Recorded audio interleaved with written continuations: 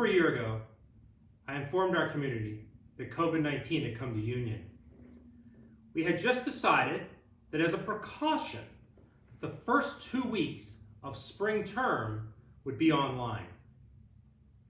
Before we could make that announcement, we received word that a staff member had tested positive for COVID.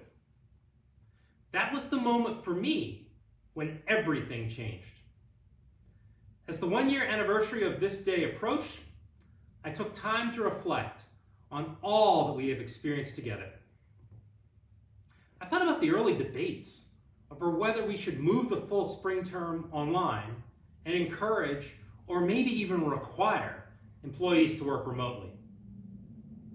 These debates now seem naive, as we are completing a third straight term in which some or all classes have been either online, hybrid, some face-to-face, and many of us approach 365 days of not having access on a regular basis to our usual workspaces.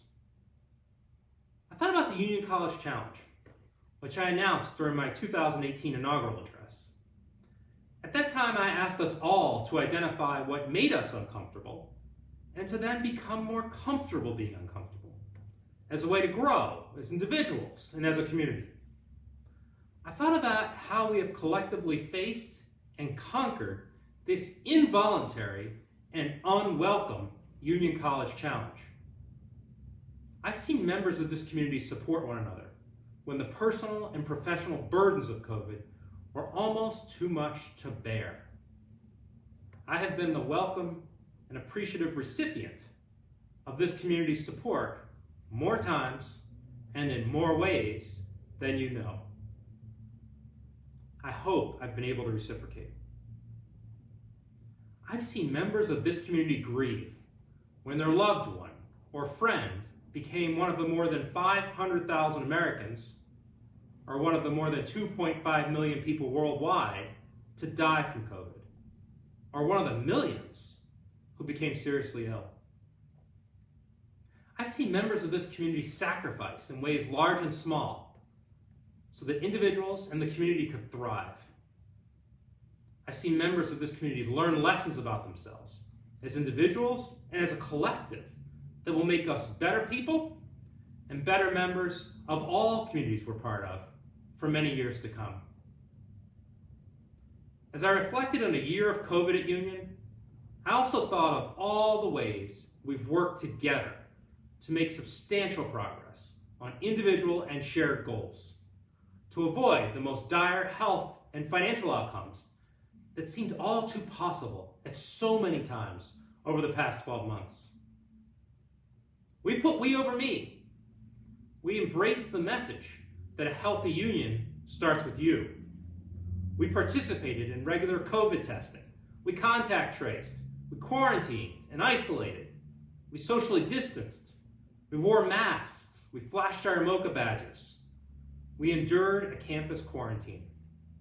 And at great personal cost to some, we blurred the boundaries between work and home.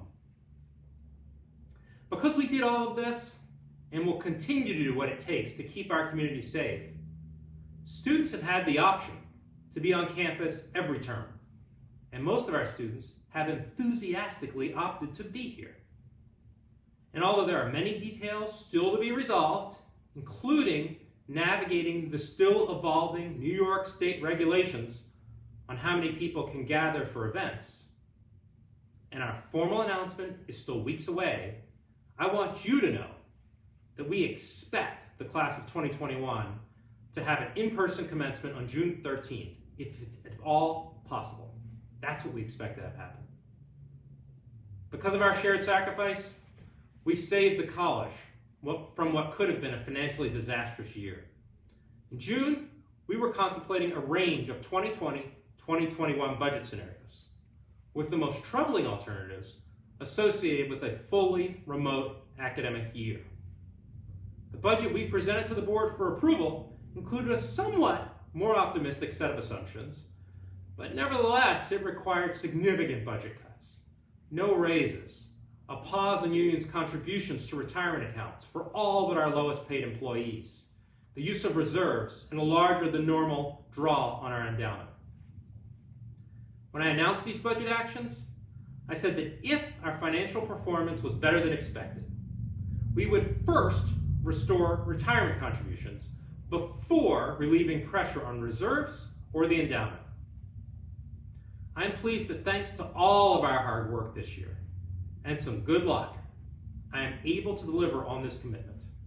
We will restore retirement contributions for the current fiscal year effective May 1. All eligible employees will receive 2 months of retirement contributions in June. I can't thank you enough for your hard work and patience as we've navigated this difficult year together. I appreciate your partnership. Over the past 12 months, I've addressed this community many times. As I close this message, I'm thinking about what I said in my message to you on March 12th. That time I acknowledged that the arrival of COVID in our community was unsettling. I then asked us all to remember what's special about this community. And I observed that this is a community that cares for one another. This is a community that has empathy and courage. And I said now is the time to deploy those traits. In these challenging times, Union and all of us who are Union have shown our true character. We've shown what has allowed us to thrive since 1795. We've shown what will ensure that the students, faculty, and staff who call this campus home in the years ahead will thrive. This year's behind us, this first year of COVID, but COVID is not. As I've said so many times, let's remain vigilant. It would be tragic if we wavered at this point, with warm weather and vaccines on the horizon. To recognize what we've done together, and to encourage everyone who can get vaccinated to do so, we will be distributing Not Today COVID shirts to students, staff, and faculty over the coming weeks. I'm looking forward to seeing all of you around campus over the remainder of winter and also in spring term, and to returning to a much more normal, fully on-campus term in the fall. Thank you.